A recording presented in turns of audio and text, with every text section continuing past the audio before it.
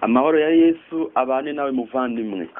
Nongeye gusuhuza no kuguha ikaze mu cyigisho cyacu gifite insanganyamatsiko ivuga ngo intwari mu kwizera. Dukomeje iyo nsanganyamatsiko ivuga intwari mu kwizera. Tugeze ku munsi wa gatanu aho tugiye kuganira ku muntu witwa Isaka. Intwari yitwa Isaka. Uracyari kumwe na Tuyisenge Elade, reka dusenge. Mana yacu nziza, mubyeyi w'urukundo rwinshi rutagerwa, turagushimiye cyane kano kanya, izina ryawe rihimbazwe. Nejejwe cyane n'amahirwe ngize yo kugira ngo nyuzwemo ijambo ryawe, ijambo ribasha kumpindura, ijambo ribasha guhindura abaryumva. Mwami Imana, Mwuka w'Imana aganze muri kano kanya, kandi ubwo umugambi nyamukuru ari ukugira ngo ari jye nabumva tuzabane mu bwami bwo mu ijuru. Turagusabye Mwami ngo duhishurire icyo twakora cyazatuma tubona ubugingo, kandi uduhishurire icyaturimbuza, udushoboze no kukigendera kure. Tubisabiye ubuntu mu izina rya Yesu, amen. Muvandimwe, nk'uko twabitangiye, dukomeje nyine iyi nsanganyamatsiko ivuga ngo intwari mu kwizera. Nagira ngo kano kanya dutangire iyi nsanganyamatsiko twongera gutekereza ku ngingo yitwa kwizera. Ndakwibutsa ko kano kanya tugiye kuganira ku ntwari yitwa Isaka. Iyo dusomye mu butumwa bwiza bwa Yesu Kristo uko bwanditswe na Yohana, igice cya 3 umurongo wa 14 kugeza ku murongo wa 18, hari amagambo avuga ngo, kandi nk'uko Mose yamanitse inzoka mu butayu, niko umwana w'umuntu akwiye kumanikwa, kugira ngo umwizera wese abone guhabwa ubugingo buhoraho. Kuko Imana yakunze abari mu isi cyane, byatumye itanga umwana wayo w'ikinege, kugira ngo umwizera wese atarimbuka, ahubwo ahabwe ubugingo buhoraho. Kuko Imana itatumye umwana wayo mu isi gucira abari mu isi witeka, ahubwo yabikoreye kugira ngo abari mu isi bakizwe nawe. Murongo wa 18, umwizera ntacirwaho iteka, utamwizera amaze kuricirwaho, kuko atizeye izina ry'umwana w'Imana w'ikinege. Aya magambo tuyasomye mu gihe turi kwiga intwari mu kwizera, ubwo duhise tubona yuko kugira ngo umuntu azabone ubugingo buhoraho, nta bindi bintu byinshi umuntu asabwa, ahubwo arasabwa kwizera. Uku kwizera rero tuzagenda dukomeza kugarukaho, kuko twabibonye ejo bundi yuko kwizera twakugereranya n'imodoka. Twabonye ko twakugereranya n'imodoka umuntu yicaramo, cyangwa se igare. Twakugereranya n'igare ry'umwotsi umuntu yicaramo agana ku Mana. Iki rero ni ikintu gikomeye. Ni amagambo yavuzwe n'uwitwa Martin Luther. Yaravuze ngo the whole being of any Christian is faith and love. Umukristo wese aho ava akagera agizwe no kwizera ndetse n'urukundo. Faith brings the person to God. Ukwizera kuzana umuntu ku Mana. Love brings the person to people. Naho urukundo rukazana umuntu ku bantu. Rero aya magambo nagereranije niba ngo dufate igare ry'umwotsi. Ukwizera ni nk'igare ry'umwotsi umunyabyaha yicaramo agana ku Mana. Noneho urukundo ni nk'igare ry'umwotsi umuntu yicaramo agana ku bantu, kugira ngo nyine agaragaze ibyo yakuye ku Mana. Rero iyi ngingo yitwa kwizera ni ingingo ikomeye tugomba gutindaho. Igitabo, hari ingingo iboneka mu icapiro ry'umwigishwa Bibiliya muri Mata icya 883, hari amagambo bavuze ku ngingo yo kwizera. Baravuze ngo kwizera gukiza si uko akanya gato, ibyiyumviro byoroheje byo mu bwenge, ahubwo ni ukwizera gushoye imizi mu mutima, kugafata Kristo nk'umukiza wako bwite, kugahamirizwa ko ashobora gukiza abegerezwa Imana bose nawe. Si ukwizera kw'amajyejuru, kukwizeza yuko azakiza abandi batari wowe, kuko kwizera kwigaragaza iyo umutima uruhukiye kuri Yesu we byiringiro rukumbi by'agakiza. Uko kwizera gushoye imizi kuzatera nyirako gushyira Kristo ibyo akunda, ibyiyumviro bye bizajya munsi y'ubuyobozi bw'Umwuka Wera, kugira ngo amukoreshe maze imico ye ise n'iy'Imana. Si ukwizera gupfuye, ahubwo ni ukwizera gukorera mu rukundo, kuyobora umuntu ku kwitegereza ubwiza bwa Kristo, kugira ngo ahora afite imico yabo mu ijuru. Kwizera nibwo buryo bumwe rukumbi umuntu ashobora kuboneramo gutsindishirizwa. Kwizera ntigukubiyemo imyizerere gusa, ahubwo gukubiyemo n'ibyiringiro. Haleluya. Rero niyo mpamvu iyi ngingo yitwa kwizera, turi kwiga intwari mu kwizera. Ntabwo ari ba bantu babyutse mu gitondo bavuge ngo ndizeye ari ibintu by'amajyejuru gutyo gusa. Oya, ahubwo ni abantu bari bashoye imizi mu Mana, kandi ibyo bibagirira umumaro, kuko kwizera icyo kwabamariye nuko kwabatwaye neza neza kukabageza ku Mana, nk'uko uyu witwa Martin Luther yabivuze ngo nyoko muntu yiva akagera, umukristo wese yava akagera abagizwe no kwizera. Niba ngo ubukristo, ubuzima bw'ubukristo buba bugizwe no kwizera n'urukundo. Noneho kwizera kugeza umuntu ku Mana, noneho urukundo rwo rugafata uwo muntu rukamugeza ku bantu. Rero abandimwe, nk'uko twabibonye kwizera dukomeje kureba ko intwari ni ukwizera kudakenera proof, kudakenera gutanga umugabo w'iby'Imana igusabye cyangwa se iby'Imana ikubwiye. Ikindi twabonye kuko kwizera kudakenera investigations, ntabwo gukenera gukora iperereza kugira ngo wemere iby'Imana yakubwiye. Icya gatatu, ukwizera turi kureba ko intwari ni ukwizera kudakenera evidences, ni ukwizera kudakenera ibimenyetso bifatika. Ikindi twabonye ni uko kwizera kwaranze izi ntwari ni ukwizera kudakenera explanations, kudakenera ubusobanuro. Tugiye kubireba. Reka noneho kano kanya dutangire intwari y'uyu munsi, intwari ya gatanu tugiye kuganiraho. Turasoma urwandiko Pawulo yandikiye Abaheburayo igice cya 11 umurongo wa 20, amagambo avuga ngo kwizera niko kwatumye Isaka ahesha Yakobo na Esawu imigisha y'ibizaba. Ndagira ngo tuze gufata akanya dutekereze cyane kuri uyu muntu witwa Isaka, kugira ngo tuganire kuri Isaka neza. Nuko tugenda tukamuhera neza mu gitabo cy'Itangiriro igice cya 21. Ndifuza ko wakurikira, kandi umwuka w'Imana aratuyobora, aradufasha tumenye umugambi w'Imana kuri twe binyuze mu byabaye kera. Igitabo cy'Itangiriro igice cya 21 umurongo wa 1 kugeza ku murongo wa 7 handitswe ngo Sara abyara Isaka. Uwiteka agenderera Sara nk'uko yavuze, Uwiteka agirira Sara ibyo yasezeranije. Sara asama inda ya Aburahamu ashaje, babyarana umuhungu igihe Imana yamubwiye kigeze. Aburahamu yita umuhungu yabyaye Isaka, uwo yabyaranye na Sara. Aburahamu akira Isaka umuhungu we yamaze iminsi 8 avutse, uko Imana yamutegetse. Aburahamu yabyaye uwo muhungu we Isaka amaze imyaka 100 avutse. Sara aravuga ati Imana iransekeje, abazabyumva bose bazasekana nanjye. Ati ninde uba warabwiye Aburahamu yuko Sara azonsa abana ko mubyariye umuhungu ashaje? Ndagira ngo tugire ibintu twigira kuri iki kintu. Icya mbere, amasezerano y'Imana yivugiye arasohora. Imana ntitinze isezerano, kandi Imana, ikindi nakubwira, Imana ntitinda kandi ntiyihutishwa. Isohoza isezerano yivugiye igihe kigeze. Iyo dusomye muri Habakuki igice cya 2 umurongo wa 3 tubona amagambo avuga ngo ibyerekanywe naho byatinda ubitegereze kuko bifite igihe byategekewe, naho byatinda ubitegereze kuko kuza ko bizaza.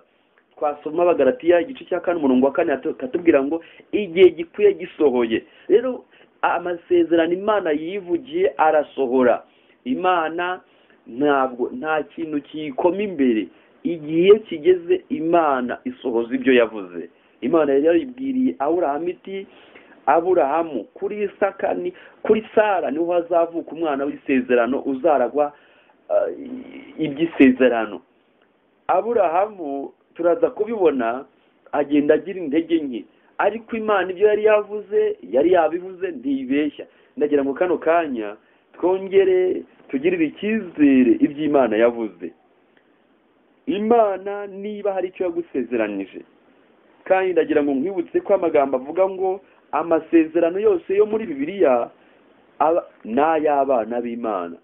Ndaguha urugero. Iyo dusomye mu gitabo cya Yesaya, igitabo cy'umuhanuzi Yesaya igice cya 41 umurongo wa 10 haranditswe ngo nutinye kuko ndi kumwe nawe, ntukebe ko ndi Imana yawe, nzajya ngukomeza ni koko nzajya ngutabara, kandi nzajya nkuramiza ukuboko kw'iburyo ariko gukiranuka kwanjye.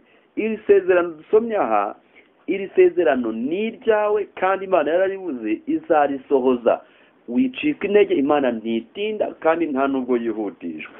Iyo dusomye igitabo cy'umuhanuzi Yesaya igice cya 40 umurongo wa 30 na 31 hari amagambo avuga ngo abasore b'imigenda bazacogora baruhe, n'abasore bazagwa rwose, ariko abategereza Uwiteka bazasubizwamo intege nshya, bazatumbagira mu kirere bagurukisha amababa nk'ibisiga, baziruka be kunanirwa, bazagenda be gucogora. Iri sezerano Imana yaritanze ntibeshya, iri sezerano ni ukuri, dukeneye kuryizera kandi ni ukuri rigasohora. Rero iki dukwiye kucyumva, amasezerano Imana yadusezeraniye n'ay'ukuri kandi Imana ibyo yavuze izabikora. Ishobora gutinda, ariko naho byatinda dukwiye kubitegereza kuko bizaza. Hari irindi sezerano ryiza dufite mu butumwa bwiza bwa Yesu Kristo uko bwanditswe na Matayo igice cya 28 umurongo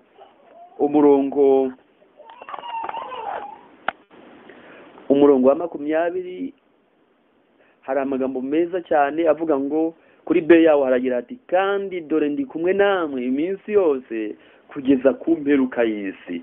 Aya magambo ndakundira ni isezerano rikomeye Yesu ubwe yivugiye, ubutumwa bwiza bwa Yesu Kristo ko bwanditswe na Matayo igice cya 28 umurongo wa 20b, kandi dore ndi kumwe namwe iminsi yose kugeza ku mperuka y'isi.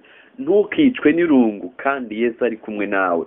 Kora ibishoboka byose wumve presence ya Yesu hafi yawe. Yarabyivugiye ngo kandi dore ndi kumwe namwe iminsi yose. Ni kuki wakwicwa n'irungu kandi ufite Yesu gukunda? Rero aya magambo aduhishuriye yuko amasezerano y'Imana yivugiye arasohora. Imana ntitinda kandi ntiyihutishwa, ntitinzwa ntiyihutishwa, isohoza isezerano ryayo igihe kigeze. Haleluya. Ikindi twigira kuri iki gice, kuri amagambo cya kabiri, igihe dufasha Imana, igihe twihaye ibintu byo gufasha Imana gusohoza amasezerano yihuse, uburyo tuba twihamagariye imitwaro itari ngombwa. Aburahamu ashatse Hagari byamwongereye imitwaro. Hari igihe tubona ko iby'Imana yavuze bitinze maze tukifuza gufasha Imana ngo byihute. Aburahamu yarabyihutishije ariko ntabwo byamuguye neza. Ni mu murebe ashatse Hagari, nukuri yarabyaye ndetse aranishima ngo umwana w'isezerano arabonetse, ariko byatumye mu rugo iwe haboneka imivurungano. Aburahamu na Sara bari abantu babanye neza, bari bafite ijuru rito, ariko umunezero w'ijuru rito wangijwe no kwihutisha amasezerano y'Imana. Maze mu rugo kwa Aburahamu havuka kutumvikana, havuka amakimbirane atewe no kwihutisha amasezerano y'Imana. Vandimwe, habwo umuntu aba yifuza gukira vuba, habwo umuntu aba yifuza kurangiza amashuri vuba ngo ajye mu kazi vuba, ariko ndagira ngo mbabwire ibintu by'Imana ntabwo byihutishwa, nta nubwo bitinzwa, ahubwo igihe cy'Imana iyo kigeze ibintu birasohora. Vandimwe, birakwiye yuko umuntu agendera kuri ritime y'Imana, ugendera ku muvuduko w'abandi, gendera ku muvuduko w'Imana. Imana niba iri kugenda ikirometero kimwe mu isaha, wishaka kugenda ibirometero 10 mu isaha ngo ugere iyo washaka kujya vuba, kuko ushobora kugerayo ariko ukagerayo wapfuye cyangwa se wakoze impanuka. Ni byiza rero ko tugendana n'Imana intambwe ku yindi. Niba Imana iri kutugendesha gake tukagenda gake, niba twihutije tukihuta. Iki kigomba kutwumvisha neza yuko igihe dushaka gufasha Imana, vandimwe, twihamagarira imitwaro itari ngombwa. Ikintu Aburahamu yakoze cyo kwihutisha isezerano Imana yari yamusezeraniye byamurijije amarira atari ngombwa, bituma Sara amugaragariza uburakari atari kuzamugaragariza yaza gutuza. Rero icyo ni ikintu cya kabiri twakwigira kuri ibi ngibi. Icya gatatu twakwigira kuri aya magambo dusomye mu gice cya 21 cy'itangiriro. Cya gatatu, kuvuka kwa Isaka ni igihamya cy'uko Imana ari n'Imana y'ibidashobokera umuntu. We have a God of human impossibilities. Niba ngo hari ibyo umuntu adashobora, rero Imana yacu ni Imana y'ibidashobokera umuntu. Kuko mu maso y'abaganga, mu maso y'abantu nka Isaka, nka Aburahamu na Sara, byari ibintu bidashoboka yuko umubyeyi wacuze yabyara. Ariko we have a God of impossibilities. Dufite Imana y'ibidashoboka. Ese muvandi, waba uhanganye n'ibidashoboka uyu munsi? Ndashaka kukwibutsa yuko tuburya Imana yacu ni Imana. Hari ibintu bitatu biranga nifuza ko wongera kugirira icyizere maze ukumva yuko n'ibyawe yabibasha. Icya mbere, Imana yacu burya ni omnipresent. Imana yacu burya ni omnipresent, ibera hose icyarimwe. Buriya no muri cya gihe uri muri bwa buzima busharira ibihari rwose. Ndagira ngo Imana mu kwizera, ubwo turi kwiga intwari mu kwizera, Imana iduhumura amaso kugira ngo igihe twaba turi mu buzima bwaba busharira cyangwa bwaba buryoshye tujye tubasha kubona Imana hafi yacu. Icya kabiri kiranga Imana burya ni omniscient, omniscient. Imana yacu ni Imana izi byose, imenya byose. Burya na bya bindi abantu na ya mipanga abantu bagupangiye, amagambo anezeza. Burya hari ibintu abantu badupangira. Hari abantu barara ku mazu yacu wenda bakora ibintu by'uburozi, hari abantu badutega ibintu mu nzira, hari abantu batugaburira ibiryo babishyizemo ibintu, hari abantu badukorera imipango kugira ngo batwivugane. Ariko imbaraga y'Imana, kuko Imana imenya byose, Imana ikabimenya kare, ibyinshi ikabitegura, ndetse byinshi byajyaga kuba byaraduhitanye kubera ko yabimenye kare ikabikuraho. Uyu munsi tukaba turiho ariko tutabasha kumenya imbaraga y'ijuru yakoze ibikomeye. Niyo mpamvu ngo ubwo tuzaba tugeze mu ijuru tuzamenya uburyo abamarayika b'Imana baturindaga, abamarayika barinzi. Tuzamenya uburyo marayika murinzi yadukozeho umurimo ukomeye. Nitubona ibitero byinshi byaburijwemo ku bwacu, umva tuzitera hejuru dushimira Imana ko yakoze umurimo udasanzwe. Rero Imana yacu imenya byose. Buriya rero na bya bindi irabizi, Imana niyo ibizi burya. Ikindi kintu cya gatatu kiranga Imana burya ni omnipotent. Burya Imana yacu ishobora byose, igira puissance, igira imbaraga nyinshi. Omnipotence y'Imana dukwiye kuyigirira icyizere. Imana burya ishobora byose, burya na bya bindi yabishobora. Ese uraho warihebye uzi ko washyizeho akadomo yuko bya bindi rwose bidashoboka? Reka nkubwire, intwari mu kwizera tuzakomeza kuzigamuzumirwa. Zageze ubwo zifata n'ibidashoboka bihinduka ibishoboka, muzabibona. Imana ni mu bareba Abisirayeli igihe bari bageze ku nyanja, imbere ni inyanja, inyuma ni ingabo. Inyuma hari ingabo, imbere hari inyanja, impande n'impande hose hari imisozi. Bari kubigenza bate? Ariko mu kwizera, umva, inyanja ihindukamo kaburimbo. Imana ikoramo umuhanda Imana idakoresheje Abashinwa, dore ko aribo bazobereye mu gukora imihanda, ariko Imana ibakorera umuhanda mu nyanja, babona ahantu bambukira. Kwizera gukora ibintu. Imana yacu ni Imana ikora n'ibintu bidashoboka. Imana yacu rero dukeneye kugirira icyizere. Imana ishobora byose. Muvandimwe, ntukemere ko Imana yo mu ijuru kuri wowe ihinduka Imana ishobora byinshi, ahubwo ujye ureka Imana ihinduka Imana ishobora byose. Ni kuki wafata Imana nk'ishobora byinshi ariko ntuyifate nk'Imana ishobora byose? Bavandimwe, hari igihe duha Imana limite, tukayiha urubibi rw'ibyo igomba gukora mu buzima bwacu. Tukavuga tuti Imana burya narwara ukankiza, umva Mana nabura akazu kakama, Mana nabura icyo kurya ukakima, ariko Mana hari ibintu utakora, biriya bintu birakomeye, ntiwabishobora. Ndagira ngo nkubwire yuko Imana yo mu ijuru nuyigira Imana ishobora byinshi, izagushoborera byinshi ariko ntigushoborere byose. Dukeneye gufata Imana ko ishobora byose, maze na bya bindi ikabikora. Dukeneye kuzamuka mu kwizera Imana, tukumva ko Imana ishobora byose. Niwumva ko Imana itaca inzira mu rukuta, ndagira ngo nkubwire yuko uzaba wamaze guha Imana urubibi. Iyo dusomye igitabo cy'uwifuzwa ibihe byose ku rupapuro rwa 222, hari amagambo tuhasoma akwiye gutuma tugirira Imana icyizere. Hari igika cya mbere, hari amagambo avuga ngo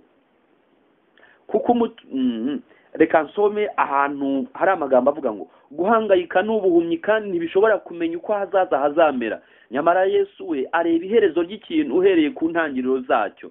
Muri buri kintu cyose kiturushya aba afite uburyo yaduteguriye tuzakiriramo. Data wo mu ijuru afite inzira igihumbi zo kuducishamo, kandi nta kintu na kimwe tuziziho. Abantu bemera kugendera ku ihame rimwe rukumbi ryo gushyira imbere gukorera abandi no kubaha Imana bazabona ibibahangayikisha biyoyoka, ndetse babona inzira igororotse yo gucamo iri imbere yabo. None kuki wahangayika? Imana ifite inzira muri buri kintu cyose kiturushya. Aba afite uburyo yaduteguriye tuzakiriramo. Data wo mu ijuru afite inzira igihumbi zo kuducishamo, kandi nta na kimwe tuzize. None se muvandi, ni kuki wakumva ko Imana yashobora byinshi ariko itashobora byose? Rero iby'ivuka rya Isaka rinyigisha yuko Imana ishobora n'ibyo kwa muganga bavuze ko bidashoboka. Ni kenshi umuntu yagiye kwa muganga, cyangwa se yumvise kwa muganga umuntu wasezerewe n'abaganga bakamubwira bati genda utegereze gupfa, ariko ya Mana ishobora byose ikabahinyuza bikarangira umuntu akize, akazasubira akavuga ati itariki yawe yo gupfa ko yarenze. Yari itariki y'abantu, yari itariki y'Imana. We have a God of impossibilities. Dufite Imana y'ibidashoboka. Trust and obey that one. Yumvire kandi uyizere. Rero ikindi kintu cya kane twakwigira kuri iki gitekerezo cya Isaka ni ikintu gikomeye nifuza ko twitaho. Amakimbirane yabonetse kwa Aburahamu kubera umugore wa kabiri ashimangira ihame ry'umugore cyangwa se ry'umugabo umwe. Ihame rya monogami, umuntu yemerewe gushaka umugabo umwe, yemerewe gushaka umugore umwe. Ibintu rwose bya polygamy byo gushaka umugore urenze umwe cyangwa se gushaka umugabo urenze umwe, rwose ni ibintu binyuranye n'ubushake bw'Imana. Dukeneye kumvira amabwiriza y'Imana. Nawe uzabigerageza uzarebe. Niba ufite umugore uzamuzanireho uwa kabiri, uzambwira. Iteka kunyuranya n'amabwiriza y'Imana, iteka bizana amakimbirane mu rugo, kandi byongera imitwaro itari ngombwa. Wikwiyongerera imitwaro. Bavandimwe, turiza Imana, utegereza Imana aho kugira ngo yongerere imitwaro. Burya nta kiza nko kumvira Imana, kandi burya nta kibi nko kutumvira Imana. Ni byiza kumvira Imana. Icya kane, umunezero nyawo uva burya mu gukurikiza amabwiriza y'Imana nkuko nari mbikubwiye. Icya gatanu rero twakwigira kuri iki gitekerezo dusomye mu Itangiriro 21 umurongo wa 1 kugeza kwa 7. Isaka yari umwana uzahesha isi umugisha. Umwana wese uvutse akwiye kubera isi umugisha aho kuyizanira imivumo. Iki ni ikintu gikomeye. Biradukwiye yuko niba tubyaye cyangwa tubyawe, dukwiye kubera isi umugisha aho kugira ngo tuzanire isi umuvumo. None se muvandi, nubwo umaze gukura ubona isi uyizanira umugisha, cyangwa ahubwo wongereye isi ibibazo? Mu mivumo isi yari ifite, wasanga warongereye ibibazo isi aho kugira ngo habeho kugira ngo tuyibere umugisha tukayibera ibibazo. Ahubwo twe kujya kure, tujye ku babyeyi. Wabereye ababyeyi umugisha cyangwa babereye umuvumo? Ahubwo sabo mu bana aho muturanye, ubona warababereye umugisha cyangwa wabereye umuvumo? Bavandimwe, umuntu wese uvutse akwiye kubera isi umugisha. Ni nawo mugambi Imana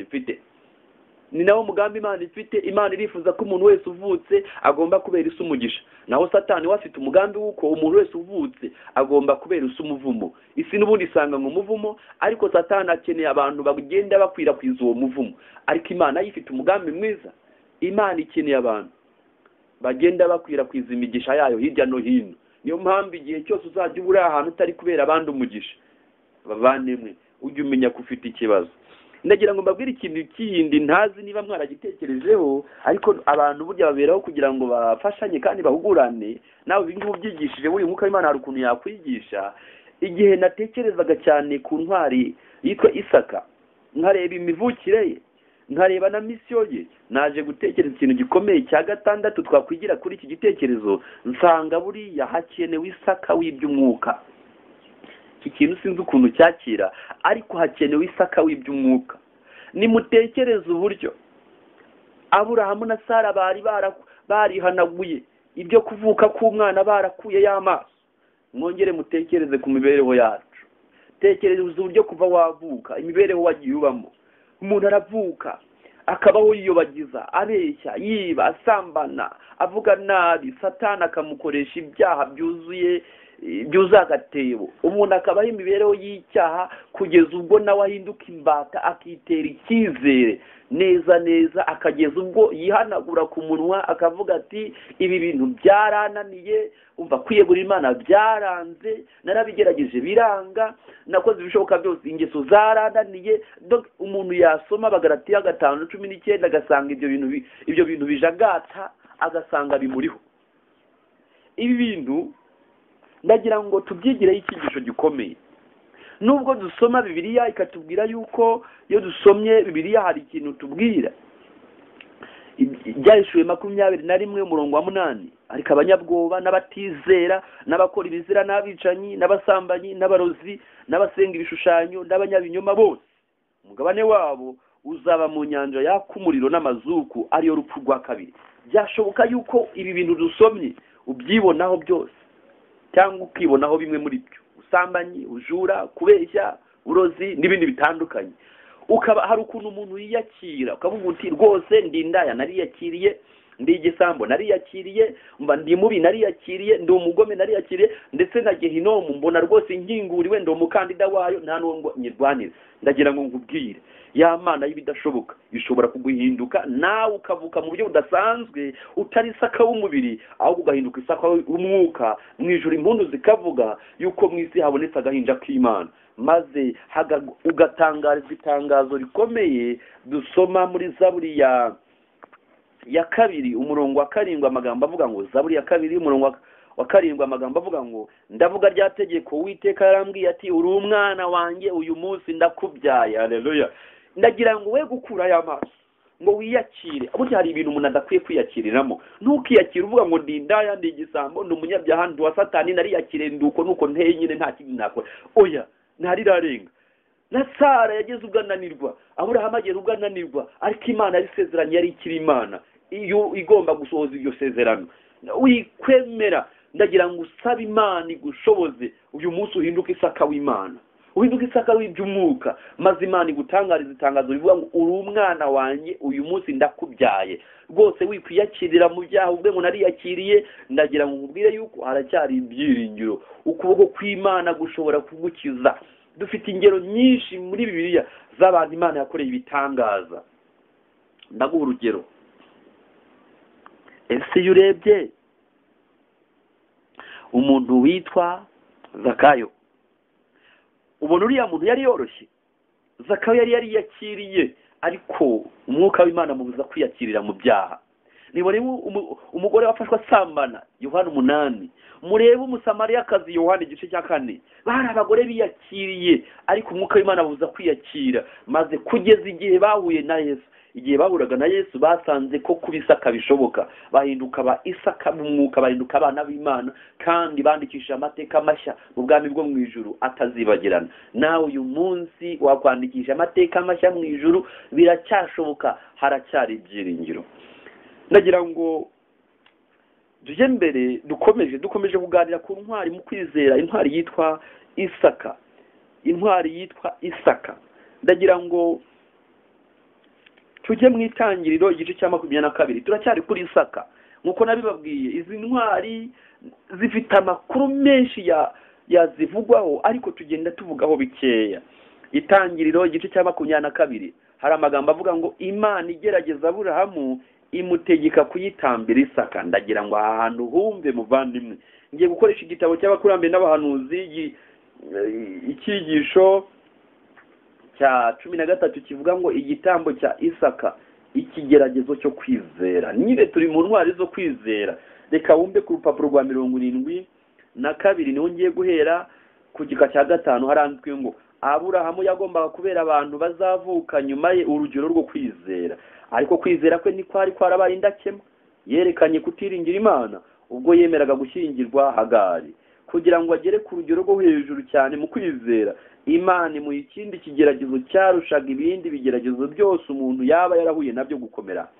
Mu nzozi nijoro yabwiye gutanga umuhungu we ngo abe igitambo cyoswa ku musozi azerekwa. Bavandimwe, iyo nizi ibintu bya Aburahamu biranyigisha cyane. Ndagira ngo mbabwire bavandimwe, hari intege nke ushobora kugira mu buzima bwawe. Izo ntege nke zawe zikaba zihamagaye urundi rugamba rutari ngombwa mu buzima bwawe. Ndashaka nkubwire yuko umuntu witwa Aburahamu, iyo ataza gushakana na Hagari ngo amugire inshoreke, amugire undi mugore wa kabiri, ndagira ngo mbabwire yuko hari urugamba yahuye narwo nyuma atari buzigera ahura narwo iyo ataza gukora icyo kibi mu maso y'Imana. Nshaka kubwira iki rero, buriya hari icyaha uzakora mu buzima bwawe ukakihana Imana ikakubabarira, ariko kikazagusaba kurwana urundi rugamba rutari ngombwa, rutari kuba ngombwa iyo udakora icyo cyaha.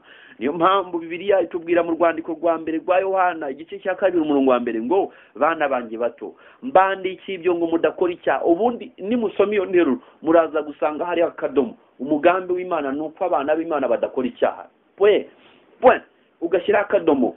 Ariko hepfo kubera ko hari igihe abantu bayinanira bakanga kuguma muri yo, haranditswe ngo ariko nihagira ukora icyaha dufite umurengezi kuri Data wa twese. Niby'ukuri uzakora icyaha Imana ikubabarire, ariko nubwo ikubabariye hari urugamba uzahangana narwo. Ndaguha urugero, wari umukobwa w'isugi, ugize utya wihaye ibintu byo guteretana baguteye inda cyangwa se nibayiguteye, urasambanye. Kubera ko umaze gusambana, nyuma umwuka w'Imana aragusuye, usabye imbabazi, bibaye ngombwa ko usaba imbabazi, Imana irakubabariye. Ariko ku mpamvu z'uko wamenye ikibi, niyo mpamvu Imana yifuzaga ko Adamu na Eva muri Edeni batamenye ikibi. Satani azababwira ati Imana yarabahemukiye, yifuzaga ko mumenye iki, yanze ko mumenye ikibi. Muzi icyiza gusa ntimwigize mumenye ikibi. Wari umukobwa uraho utazi ikibi cyitwa gusambana, none ugize utyo urabikoze. Niby'ukuri Imana irakubabariye, ariko mu buzima bwawe bugiye gukurikiraho uzagenda uhangana n'icyo kibi wamenye, kandi kizahora kikurya isatabire iburenge cyifuza kugikora. Kandi ku mpamvu z'uko icyo kibi wigeze ugikora ukumva uko kimeze, Satani azahora gusunikira kuri cyo, akwibutsa uburyo cyakuryoheye. Mwibutse ko ikibi kitabiha kiraryoha. Kereka iyo umwuka w'Imana yagusuye, urwango dusoma mu Itangiriro 3:15 ugasohora mu mutima wawe. Naho ubundi igihe cyose uzaba ukiri ku isi uzahangana n'icyo kibi wamenye. Niyo mpamvu muvandimwe, niba hari ibibi wamenye gerezaho, kuko nukomeza kumenya ibibi byinshi uzagora urugendo rwawe rwo kwezwa. Uko umenya ibibi byinshi niko uhura n'urugamba rutari ngombwa. Ariko iyo umenya ibibi bike uhangana na bike, ariko kumenya ibibi byinshi, ndagira ngo mbabwire, uhangana na byinshi. Ariko inkuru nziza dufite nuko wababarirwa bike wababarirwa byinshi, Uwiteka dushoboza kunesha twese.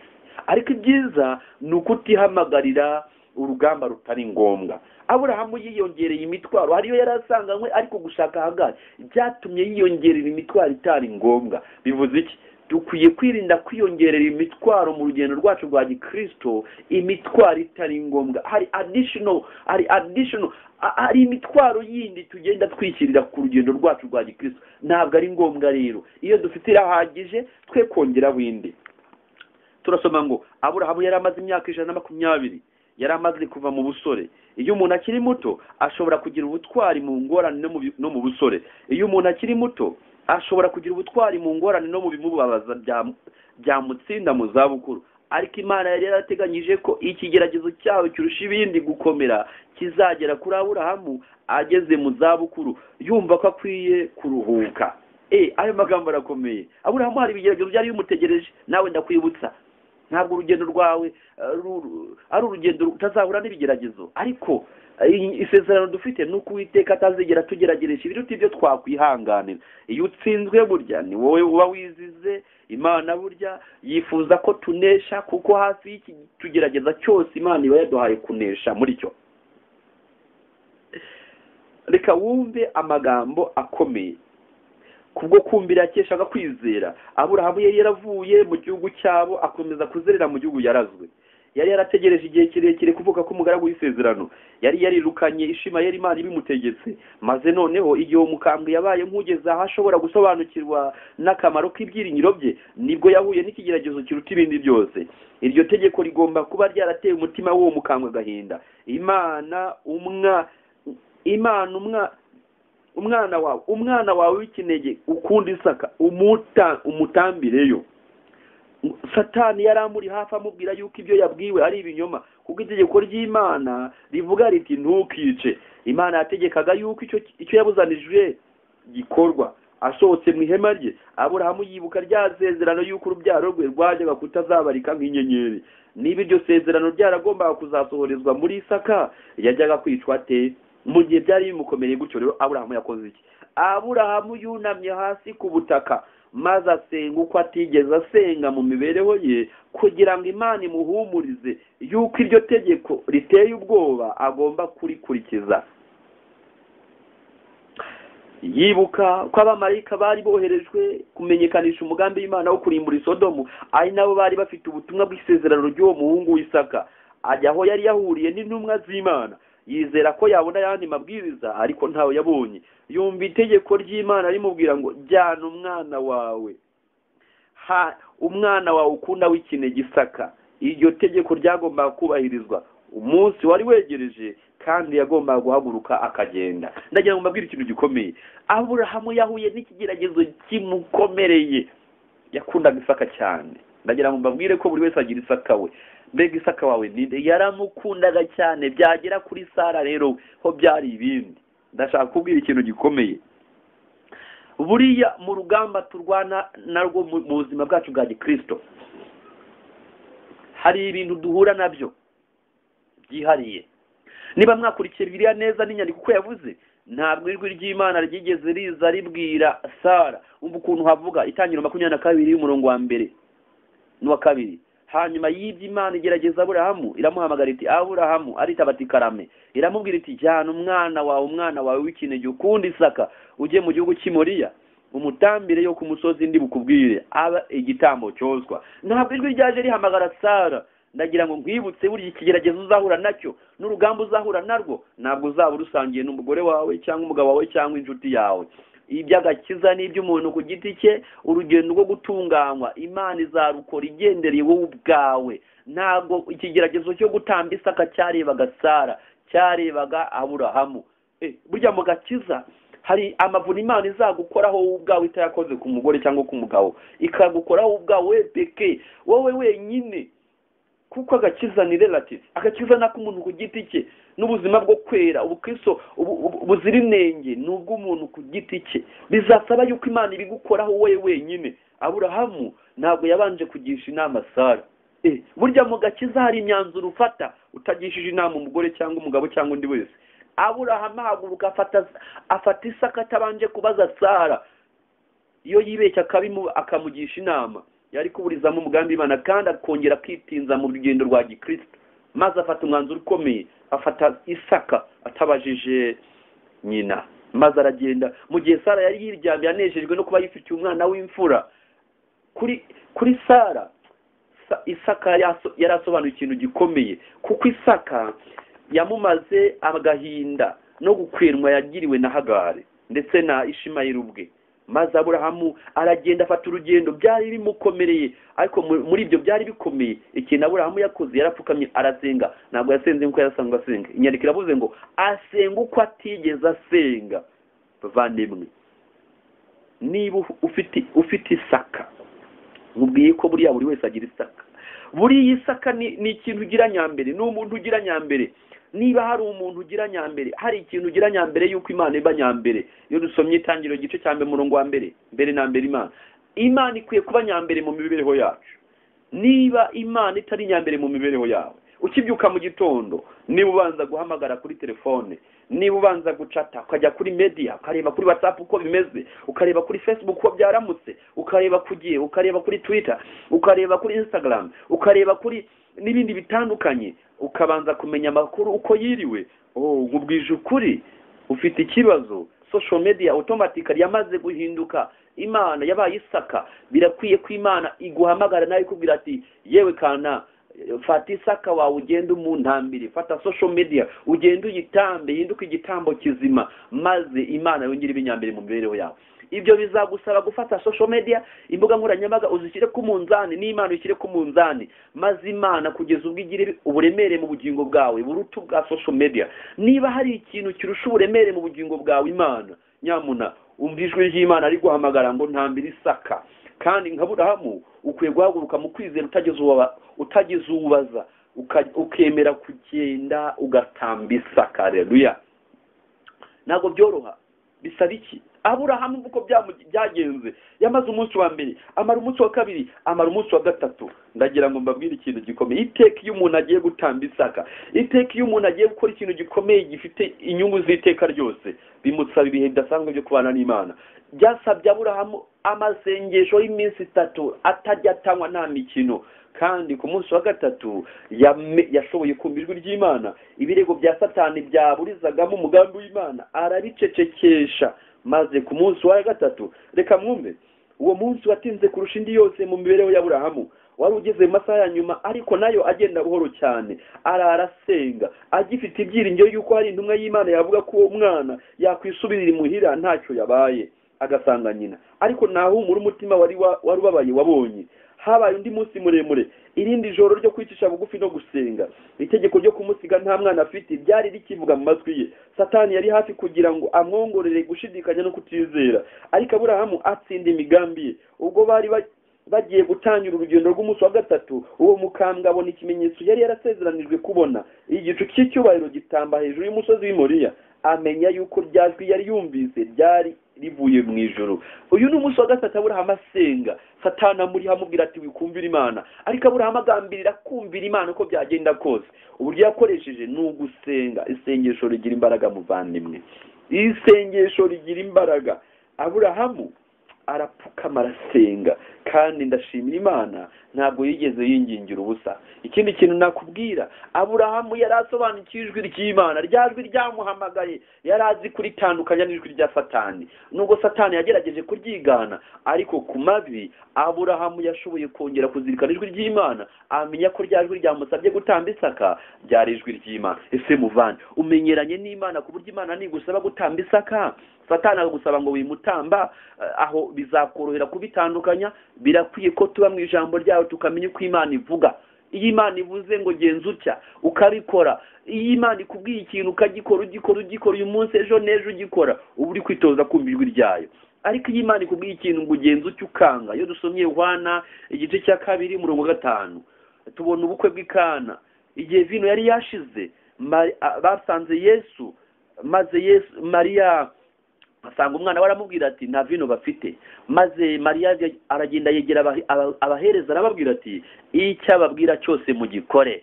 Bavandimwe, birakwiye yuko tubaho imibereho iteye ityo, icyo Yesu atubwiye cyose tukagikora, bona nubwo byaba bibangamiye ibyo dukunda. Reka mbabwire, dukeneye kwimenyereza kumva ijwi ry'Imana. Maze Isaka ku munsi wa gatatu hasohoye, afata umwanzuro wo gutamba Isaka. Turasoma ku murongo wa 10 w'igice cya 22 cy'itangiriro ngo Aburahamu arambura ukuboko yenda wa mushyo ngo asogote umuhungu we. Marayika w'Uwiteka amuhamagara ari mu ijuru ati Aburahamu, Aburahamu. Aritaba ati karame. Aramubwira ati ntukoze ukuboko kuri uwo muhungu, ntugire icyo umutwara, kuko umenye yuko wubaha Imana, kuko utanyimye umwana wawe wikireye. Aburahamu yubura amaso. Mbere yuko nkomeza, nari nkubwiye yuko mbere yuko umuntu akora ibintu bikomeye bitanye isano n'ibizahoraho, bisaba ibihe bidasanzwe byo kubana n'Imana. Ndaguha urugero. Mbere yuko Yesu atoranya abigishwa, yabanje kumara amajoro asenga, kandi byagize umumaro. Mbere yuko Yesu aducungura, byamusabye kumara iminsi 40 n'amajoro 40. Nimunamwibuke mu gashyamba ka Getsemani, yari ari ku rugamba rwo gucungura inyoko y'umuntu, byamusabye amasengesho. Ndagira ngo mbibutse umuntu witwa Yona. Mbere yuko Yona yemera kujya kubwiriza Nineve, kugira ngo ajye kubwiriza Nineve, byamusabye kumara iminsi 3 mu nda y'urufi. Mutekereza ko yamaze iminsi mu nda y'urufi gutyo gusa yiturije? Oya, yari ari muri gereza, yari ari mu mwiherero, maze aratuza yumvira ijwi ry'Imana. Ikibigaragaza, yavuye mu nda y'urufi ajya gusohoza umugambi w'Imana. Rero natwe turi ku iherezo ry'urugamba. Niba twifuza ko urugendo rwacu ruzarangira neza, biradukwiye yuko twitegura kumvira Imana, bona nubwo byabikomeye, bona nubwo byabigoye, ariko bizava he? Biradusaba kuba ku mavi kugira ngo twihererane n'Imana mu masengesho. Iteka amasengesho yavuyemo avanamo imbaraga, yo kumvira Imana, bona nubwo byabigoye kamere. Maze Aburahamu yubura amaso arareba, abona inyuma ye imfizi y'intama, amahembe yayo afashwe mu gihuru. Aburahamu aragenda yenda ya ntama, ayitambaho igitambo cyoswa mu cyimbo cy'umuhungu we. Aburahamu yitaho ahantu Yehova yire, nk'uko bavugana bugingo n'ubu bati ku musozi w'Uwiteka kizabonwa izina ry'Imana rihabwa icyubahiro. Rero ndagira ngo mbabwire ikintu gikomeye. Isaka, umuntu witwa Sara ntiyarazi ibiri kuba, ntareka nta makuru yari afite. Ikintu Sara yabwiwe gusa ni ubuhamya bw'ibyabaye. Nagira ngo mbabwire, guhinduka k'umutima, guhinduka k'umunyabyaha nta muntu ubimenya uretse uwo biri gukorerwamo na mwuka w'Imana ubwe gusa n'ijuru ubwaryo. Abantu icyo bamenya gusa ni ubuhamya tubaha bw'ikijuru ryakoreye ubugingo bwacu. Ahari Aburahamu yageze mu rugo abwira Sara uko byagenze, amuha ubuhamya. Bavandimwe, burya ubuhamya burafasha. Dukwiye gutanga ubuhamya, tugahisa ubuhamya bw'uburyo imbaraga y'Imana ihindura umutima. Mbese muvane mu buhamya urabufite, byashoboka nawe wabugira. Birakwiye yuko umuntu agira ubuhamya bw'uburyo ijuru ryamuhinduye, akavuga ati nari impumyi none ndareba. Haleluya. Abantu bakakubona ureba kandi bari bakuzi kuri uri impumyi. Abantu bakakubona utiba kandi bazi kuri igisambo. Abantu bakakubona wambaye nk'umuntu w'Imana bari bazi ko wambara nka maraya. Ubwo buhamya abantu bakeneye kumenya, kandi ubuhamya bugira imbaraga cyane ni ubuhamya bw'imibereho kuruta ubw'amagambo. Nubwo amagambo burakenewe, ariko imibereho ivuga cyane kurusha amagambo. Icyigisho tukiriho ni ya nsanganyamatsiko ivuga ngo intwari mu kwizera. Turi kwigira ku ntwari yitwa Isaka. Rero iyi ngingo ndumva twayigarukiriza tukareba ahubwo indi ngingo twakwigira ikintu gikomeye. Igice cya 24 cy'itangiro haranditse ngo Aburahamu atuma igisonga cye gusabira Isaka umugeni. Aha naho ni ikindi kintu gikomeye tugomba kwigiramo ibintu bikomeye. Hano tubona Isaka arakura abo umusore. Aburahamu ajya yamenya ko umuhungu we igihe kigeze ngo abe umugabo. Reka twumve icyigisho cya 15, ubukwe bwa Isaka. Aburahamu yarageze mu zabukuru, nyamara yarasigaje gukora ikintu kimwe. Imana yari yaratoranyije Isaka ngo azamusimbure mu byo gukomeza amategeko yayo, kandi ngo azabe se ubwoko bwatoranyijwe. Ariko yari atarashaka umugore. Abaturage b'i Kanani basengaga ibigirwamana, kandi Imana yari yarabujije abantu bayo guhana abageni nabo, kuko yari izi yuko iryo shyingirana rizatuma bayitezukaho. Isaka yari umunyamahoro. Iyo ashaka umugeni utubaha Imana, yajyaga kugira akaga ko kuba yakwica amategeko kugira ngo bumvikane. Mu bitekerezo bya Aburahamu, guhitamo umugore w'umuhungu we byari ingenzi cyane. Yifuzaga cyane yuko yashaka umugore utazamukura mu nzira y'Imana. Mbega abasore uburyo bakeneye kwiga ingingo neza. Vandimwe, buriya umugore washatse cyangwa umugabo washatse, ku munsi w'urushako rwawe ushobora kuba umunsi wo gukatisha itiki y'igehinomu cyangwa gukatisha itiki ijya mu ijuru. Iki kintu mvuze kirakomeye.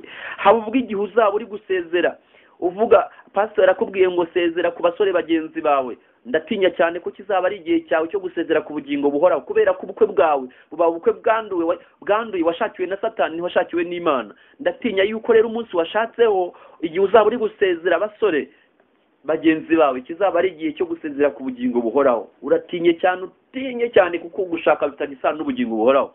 Ndatinya cyane ko igihe pastor azaba akubwiye ngo avuze ngo abubatse nibakire abubatse abageni bashyashya. Ndatinya ko kizaba ari igihe uri kwakirwa igihe no mu byiteka ryose. Nyamuna gushaka bifitanye isano n'ubugingo buhoraho. Intambwe yose yerekera mu gushaka ikwiye kwitonderwa. Ntabwo byemewe yuko umuntu ashaka umuntu badahuje ukwizera. Haba ubwo wazabikora ukina, ariko ukazahura n'ingorane. Avandimwe, umuntu witwa Salomo yagiye gushakira mu bapagani, ariko icyo byamukoreye ni ikintu gikomeye. Haba ubwo wavuga ngo ngiye kumushaka nzamuhindura. Icyo ni ikimenyetso cyerekana yuko utazi imbaraga ihindura iyo ariyo. Nta muntu uhindura undi, Imana niyo ihindura umutima.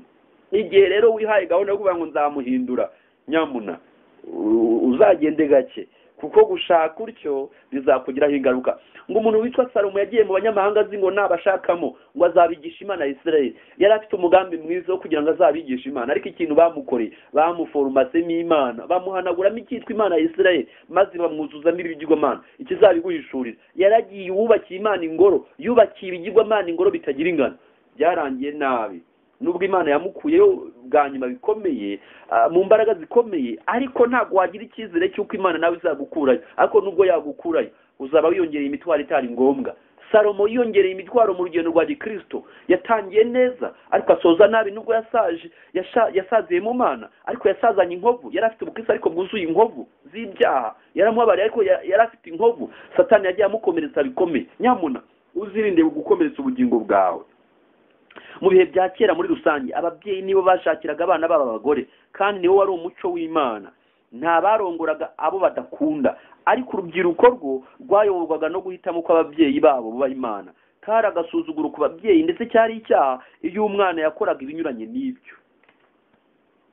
Rero bavandimwe, icyo navuga, uwamurangiraga yaragiye aramurangira bigenda neza, Rebeka aramubona, Rebeka aramuzana, ahamuzaniye araza, Isaka aramushima, barishimana, ibintu bigenda neza. Rebeka nawe nimuza gukurikirana muraza gusanga yari umugore w'umutima, yari umugore wubaha Imana, yari umugore ukunda Imana bikomeye. Avandimwe, ndagira ngo nibutse abasore, jewe tayari navuyemwo, mu basore singirimwo, umwanzuro narawufashe tayari, kandi ndashima Imana ko yampiriye, kandi nabonye ko tugomba gufatanya urugamba rw'intambara ikomeye, tugafatanya kurwanya icyaha, kandi dukomeza kubana ku mavi tuzanesha, ndabyiringiye. Nakugira inama, ni ikosa rikomeye, ndagira ngo ngire inama abasore, ni ikosa rikomeye gushaka umukobwa, gushaka umusore ukamuha umutima wawe, kandi uzi neza yuko ari uhaye umutima bwa mbere utarabanje kuwuha Yesu. Mbere yuko umuntu aha umutima w'uwo bazabana, agomba kubanza kuwegurira Yesu. Kubera iki? Iyo ukundanye na Yesu agufasha gushaka, ariko iyo ubanze gushaka umuntu umutima ukawumwegurira, urishakira, Satani akagufasha gushaka, kandi ushaka nabi. Ni ikosa rikomeye ko abantu babanza bashakana bose batarabanje gushakana na Yesu. Mu yandi magambo, sheri wa mbere umuntu agomba kugira mu buzima bwe, agomba kugira Yesu nka sheri we wikubitiro. Niba warakoze ikosa, sheri wawe wa mbere, ukunda wa mbere atarabanje kuba Yesu, warabyishe. Kuko iyo wabanje gushaka Yesu nka sheri, akakubera umukunzi wa mbere, uwo ni ugufasha gushaka. kandi iyo agushakiye, inarijye yawe ijya ku ruhande, ubushake bw'Imana bukaba ari bwo buganza, maze bikarangira ubushake bw'Imana buhawe icyubahiro. Maze iyo ugeze mu rugo, umugambi w'ijuru urushaho gusohora, bikarangira ikigenderewe nyamukuru ari ukugwiza imiryango ibanye neza, aho kugira ngo tugwize abadayimoni ku isi. Iki ni ikintu gikomeye nifuza ko abantu baha agaciro, bavandimwe. Ingingo yo gushaka, ingingo y'urugo. Urugo ntabwo ari ibintu, si ibintu umuntu apfa kugira, ntabwo ari ikintu umuntu apfa gukora gutyo gusa, ahubwo ni umushinga mvajuru, ni umushinga ufitanye isano n'ubugingo buhoraho. Cyane ko hari ibintu byavuye muri Edeni tugomba kuzirikana. Ikintu cya mbere cyavuye muri Edeni kizwi kandi gikomeye ni Sabato. Icya kabiri cyavuye muri Edeni kikakomeza no hanze ya Edeni ni umuryango, urugo rero ni ikintu gikomeye, tugomba kwitaho. Niyo mpamvu tugomba kugifuhira, abantu bagahabwa inama, kandi inarijye ikabambwa. Ngiye kugusomera amagambo make, ni mu rwego kugira ngo nunganire abasore. Yo gusomera amagambo make mu gitabo cyitwa Le Bonheur chez soi. Ni igitabo cyanditswe n'umuntu witwa n'umunyakameruni witwa reka nze nkubwire izina ry'uwacyanditse. ni umuntu witwa Joseph Nku. Ngiye gusomera muri 10e série mu gitabo cyitwa Le Bonheur chez soi. Ni ku ngingo yitwa des fiançailles, ku rupapuro rwa 56. Ahantu havuga ngo pourquoi êtes-vous mariés? Pourquoi voulez-vous marier, jeunes gens? C'est là le premier point à mettre au clair. Ni ukubera iki mwashatse? Ni ukubera iki mushaka gushaka mwabasore mwe? Iyi niyo ngingo ikwiye kubanza gusobanuka neza. Pour certaines personnes, le mariage est une aventure comme une autre. On s'y lance par instinct d'imitation ou de curiosité, avec des ouvertures, parce qu'il faut faire comme tout le monde. Pour les autres, c'est un refuge. Les jeunes filles incapables de gagner elles-mêmes leur vie préfèrent se cacher dans les bras d'un étudiant à l'avenir promoteur, ou dans les bras d'un fonctionnaire ou d'un riche commerçant. Amagambo arakomeye ku bantu bamwe. Ibijyanye no gushaka cyangwa se ubukwe ni igikorwa nk'ibindi byose. Abantu babijyamo bagendereye urwiganwa. Mu ikintu cya mbere gituma abantu bashaka imitation, urwiganwa cyangwa se curiosité, amatsiko, kubera ko abantu ngo bashaka gukora nk'uko abandi bakora, parce qu'il faut faire comme tout le monde. Ni ngombwa ko dukora nk'abandi. Ku bandi ho c'était refuge, n'ubuhungiro. Bamwe babuze aho bugama izuba, ubukene bwabakubise cyangwa se ibibazo byabishe, bigiriye guhungira ku musore cyangwa se ku mukobwa. Les jeunes filles incapables de gagner même leur vie. Abasore, inkumi zidashobora gukemura ibibazo by'ubuzima bwabo bahitamo kugenda bagahita bishyira amaboko y'umunyeshuri ufite ahazaza heza, akabaturiya munyeshuri nidushakana ndabona afite ahazaza heza, nidushakana azangirira umumaro. Abandi ngo udare bras d'un fonctionnaire ou des riches commerçants, cyangwa bakagenda bakishyira amaboko y'umukozi ukorera leta, cyangwa se bakishyira amaboko y'umukire y'umucuruzi, bakavuga baturiya muntu ninshakana nawe azatuma ubuzima bwanjye bugenda neza. Elles sont ainsi à l'abri des soucis matériels et veulent retirer de la vie le maximum de plaisir. Pour d'autres encore, le mariage est un moyen de s'affirmer, de prouver aux autres qu'on est soit aussi un homme ou une fille, afin de faire bonne figure dans la société, et on recherche une jeune fille belle et élégante qui puisse susciter l'admiration et augmenter le prestige du mari. Ngo abandi bo bakora ikosa rikomeye kugira ngo bagenderere kwishimisha. Abandi bakavuga bati ubukwe n'uburyo bwo kugira ngo umuntu amenye kuko yamaze gukura, n'igihe kiza umuntu yabaye umugabo cyangwa se yamaze kuba inkumi yakuze, ariko ikigendero nyamukuru agahitamo gushaka umukobwa mwiza cyangwa se umusore mwiza ufite isura nziza, ugaragara neza, kugira ngo azamupresente mu bandi, ngo avuge ngo uyu afite umugore w'igitego muri societe, agendereye kwemeza abandi kugira ngo bizongerere icyubahiro umushatse. D'autres en fait, les moins nombreux, pensent que le mariage n'est pas une aventure quelconque, ni un but que l'on se propose d'atteindre et où l'égoïsme joue le plus grand rôle. Ils savent que c'est une responsabilité et un devoir, une mission à accomplir. Ku bantu bake batari benshi bo batekereza yuko ibijyanye n'ubukwe ntabwo ari igikorwa n'ibindi byose, aho inariye igiramo uruhare ruke cyane, igiramo umumaro muke cyane. Bazi yuko ari inshingano kandi bafitemo umurimo runaka bagomba gusohoza. Nous savons que dans le jardin d'Éden, Dieu célébrait lui-même le mariage. Puis il dit à Adam et à Ève, soyez féconds, multipliez et remplissez la terre. Imana muri Edeni yarivugiye ngo nimwororoke mugwire mwuzure isi. Le but premier du mariage est donc de transmettre la vie. C'est une mission à la fois sociale et spirituelle. Ndagira ngo nsoreze kuri iyi ngingo. Intego nyamukuru yo gushingirwa ni ukugira ngo habeho gutanga ubuzima, ni inshingano n'umurimo ufitanye isano n'imibanire ndetse n'iby'umwuka.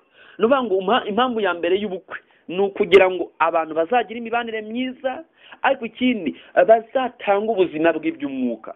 Rero mvuzeho byinshi ku bijyanye n'iyi ngingo yo gushaka, ariko nagira ngo nibura abasore bongere bazirikane, twigire kuri Isaka. Isaka ni umuntu w'intangarugero mu bijyanye no gushaka, kandi Imana yamuhawe umugisha. Ku rupapuro rwa 88 igitabo cy'abakurambere n'abahanuzi haranditswe ngo kenshi abasore bibwira yuko gushaka abo bakunda ari bo bireba bonyine, kandi ko nta wundi ukwiye kubigishwamo inama. Batekereza yuko ubwabo bafite ubushobozi bwo kwihitiramo, ababyeyi babo batabafashije. Kenshi imyaka mike bamara bashakanye ibereka ifuti ryabo, ariko biba bitagifite igaruriro. Bwa bwenge buke no kutifata byatumye umuntu ahitamo atitegereje, butuma icyo cyaha kiba kibi bikabije, kugeza ubwo abashakanye bibabera umutwaro uruhije. Muri ubwo buryo rero abantu benshi bangiza umunezero wabo muri ubu bugingo no mu bugingo buzaza. Niba hari igihe Bibiliya yakenerwa nk'umujyanama, niba hari igihe ubuyobozi bw'Imana bukwiye gushakirwa mu masengesho, ni imbere yo gutera intambwe ibafatanya by'iteka ryose. Wenda ndagira ngo iyi ngingo yose ntuyigarukiriza ahangaha, ariko dushaka ko dusoza iyi ngingo itubwira intwari mu kwizera yitwa Isaka. Iyi ni intwari ikomeye dukwiye kwigiraho ibintu byinshi. Reka wenda twigire dushaka ukuntu dusoreza. Dushaka ko dusoza turasoma mu gitabo cy'Itangiriro igice cya 25 umurongo wa 19 wenda kugeza ku murongo wa 26 haranditswe ngo uru ni urubyaro rwa Isaka, umwana wa Aburahamu. Aburahamu yabyaye Isaka. Isaka yari amaze imyaka 40 avutse ubwo yarongoraga Rebeka mwene Betuel umwaramu w'Ipadanaramu mushiki wa Labani umwaramu. 21 Isaka yingingira umugore we Uwiteka kuko yari ingumba. Uwiteka yemera kwinginga kwe. Rebeka umugore we asaminda. Abana bakiranira mu nda ye, aribaza ati ubwo bimeze bityo ibi bimbereye wiki. Aragenda ajya kubaza Uwiteka. Uwiteka aramusubiza ati inda yawe irimo amahanga abiri, amoko abiri azatandukana ahereye igihe azavira mu nda yawe. Ubwoko bumwe uzarusha ubundi amaboko, umukuru azaba umugaragu w'umuto. Maze igihe cyo kubyara kwe gisohoye, zari impanga mu nda ye. Gakuru avuka atukura ari cyoya nk'umwenda w'ubwoya, bamwita Esawu. Hakurikiraho gato afasha agatsinsino ka Esawu, bamwita Yakobo. Kandi Isaka yari amaze imyaka 60 avutse ubwo Rebeka yababyaraga. Dusoza abavandimwe, ndagira ngo dusoze mbabwira ikintu gikomeye, like father like son. Burya haba ubwo umwana koko asa na se, haba ubwo umwana se imfura igasa na se, inyana ikaba ya mweru. Ndagira ngo mbabwire ikintu gikomeye kuri iyi ngingo. Ikintu cya mbere twakwigira kuri ibi ngibi, icya mbere, kubura urubyaro ntibyatumye Isaka atsindwa nka se. Isaka ndagira ngo mbabwire yuko hari ikintu gikomeye. Hari abantu batanga inzitwazo ngo buriya ngo impamvu nteye ntya nuko na data yarateye sape arrivé. Bishobora kubaho ko byakugendekera gutyo, ariko icyo nakubwira gikomeye nuko rwose abantu bakeneye gutsinda, dufite imbaraga. Isaka ni ikigisho gikomeye kitwereka yuko nta rwitwazo dukwiye kugira rwo kuvuga ngo impamvu natsinzwe nibi nuko papa yatsinzwe nabyo. Oya, kuko Isaka yatsinze ibyatsinze se. Iki ni ikintu gikomeye, ariko ndagira ngo ubwire iyo byavuye ntabwo ari ibintu byapfuye kuza gutyo gusa, kuko abakurambere n'abantu zipaje 74 kuri cya kigisho cyavugaga ibyo gutamba Isaka haravuze ngo kunginga ibango yatojwe kumvira. Isaka amenye ibigiye kumubaho bimutera ubwoba bwinshi kandi iramutangaza, ariko arabyemera. Yajyaga gushobora gucika yabishaka. Umusaza wari uguye agacuho kubw'iyo minsi 3 mibi cyane, ntiyajyaga kubuza uwo musore w'umunyabwira gukora icyo yishakiye. Ariko Isaka yari yaratojwe uhereye mu buto bwe kumvira atazuyaje, kandi ubwo yamenyeshwaga icyifuzo cy'Imana yemeye ku bushake bwe. Yafatanyaga na Aburahamu kwizera, kandi yumvaga bimuhesha ishema guhamagarirwa gutanga ubugingo bwe ngo bube igitambo ku Mana. Noneho amagambo y'urukundo aheruka aravugwa ngo amarira ya nyuma aragwa bahoberana ubuheruka. Icyo nashaka kuvuga ni ingingo ngo yatojwe kumvira, yatojwe akiri kare. Niyo mpamvu Aburahamu imbaraga yashyizemo atoza umwana we. Nizo mbaraga dukwiye gushyiramo dutoza abana bacu, tukabatoza kumvira. Ibyo bizatuma hari n'intege nke twagize mbere ahubwo y'Imana bemeye bakiri bato. Menyereza umwana inzira akwiye kunyuramo, azarinda asaza atayivuyemo. Rero ibi byaragaragaye, byarangiye umuntu witwa Isaka adakoze icyaha nk'icyase, atsindira hose yatsindiwe. Haleluya. Birakwiye ko dutsindira aho abandi batsindiwe. Ntabwo itwazo dufite rero yakomeje kuba inyangamo, ahinduka umwizerwa. Yagaragaje yuko guca inyuma uwo mwashakanye ushaka urubyaro ntabwo bifitiwe ubusobanuro. Oya rwose nta busobanuro. Isaka yarihanganye amara imyaka 20 ashatse nta rubyaro. Umaze ingahe? Yamaze 20 nta rubyaro, arihangana. Ese icyo kigeragezo kikugezeho wacyakira? Ntabwo mbizi, ariko icyo nzi cyo nuko Imana yemeye ko kikugeraho yafite uburyo izagufasha kandi ukagitsinda. Ariko uko byamera kose, byamara umwaka, byamara 10, byamara myinshi, uzakomeze wizere Imana, uhinduke nka Isaka, utsinde icyo kigeragezo. Icya kabiri twakwigira kuri Isaka ahantu. Isaka yari umunyamasengesho, yizeye ko Imana yamuha umwana. Twasomye ngo Isaka yingingira umugore we Uwiteka kuko yari ingumba. Uwiteka yemera kwinginga kwe, rebe ko umugore we asaminda. Ese kuki tutamwigiraho ngo tujye imbere y'Imana tumwinginga kugira ngo tujye gucira inzira handi? Oya, jya imbere y'Imana. Twabonye ko y'Imana is a God of impossibilities. Ni Imana y'ibidashoboka. Jya imbere y'Imana nawe ishobora gukemura ikibazo cyawe. Dusoza rero, God provided for Abraham and for his son as well. He can provide for us too. Imana yiboneye igitambo kuri Aburahamu, yibonera igitambo no kuri Isaka. ishobora no kwibonera igitambo no ku bugingo bwacu no kuri twe bavandimwe. ndagira ngo mbabwire yuko Imana ishobora kubona igitambo, ishobora kwibonera igitambo. Hari ibihe tugera mukabona byanze, zirikana ko Imana yibonera igitambo kuri Aburahamu, ikubonera igitambo kuri Isaka yayitakambiye, ishobora no kwibonera igitambo ku bugingo bwacu, ishobora kwibonera igitambo mu buzima bwacu. Reka tuyiringire, tuyibere indahemuka. Dusoza rero, isomo ryatubwiye mu Baheburayo igice cya 11 umurongo wa 20 ngo kwizera niko kwatumye Isaka ahesha Yakobo na Esawu imigisha y'ibizaba. Iyi ngingo nzayigarukaho ejo cyane, ariko hari icyo nshaka kukubwira cyihariye. Nubwo atabonaga, Isaka yarebesheje amaso yo kwizera, atanga umugisha w'agakiza k'isi yose. Ndagira ngo rero ucyumve, umugisha wagomba guhabwa abana ntabwo ari umugisha w'ibigaragara gusa, ahubwo wagombaga no umugisha w'agakiza k'isi yose. Ndagira ngo dusoza twite cyane kuri aya magambo yo mu gitabo cy'uburezi ku rupapuro rwa 308 icyigisho cya 34. Uburezi page 308 icyigisho cya 34 haranditswe ngo ni mutyo abana n'urubyiruko bigishwe ko ikosa ryose, ifuti ryose n'ingorane yose batsinze bihinduka amabuye yo gukandagiraho, banyuraho bagana ku bintu byiza bihebuje kandi bihanitse. Inzira nk'izo n'iz'abantu bose babaye ingirakamaro mu mibereho yabo, bagiye banyuramo bakagera ku ntsinzi. Haleluya! Aya magambo ndagira ngo tuyiteho cyane. Buriya dukeneye kuzirikana yuko icyaha utsinze uyu munsi, nkubwije ukuri, kiguhindukira ibuye ryo gutarukiraho mu minsi iri imbere. Nuvuga ngo aho ugiriye intege nke uyu munsi, hakurya isataburenge ku buryo n'ejo wahagira intege nke. Ariko icyo utsinze uyu munsi, umva, kikubera ibuye ryo gutarukiraho, utarukiraho ugana ku ntsinzi. Ndasaba Imana ngo itugirire neza.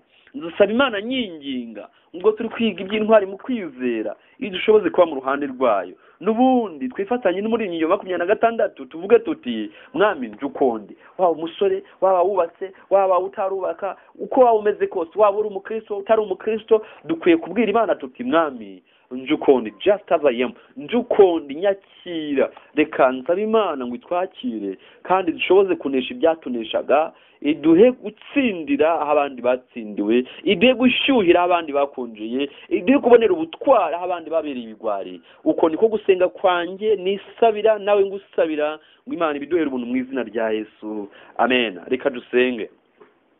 Mana yacu nziza, mu by'urukundo rwinshi turagushimiye, izina ryawe rihimbazwe. Tugushimiye amagambo meza aho twigishe muri kano kanya.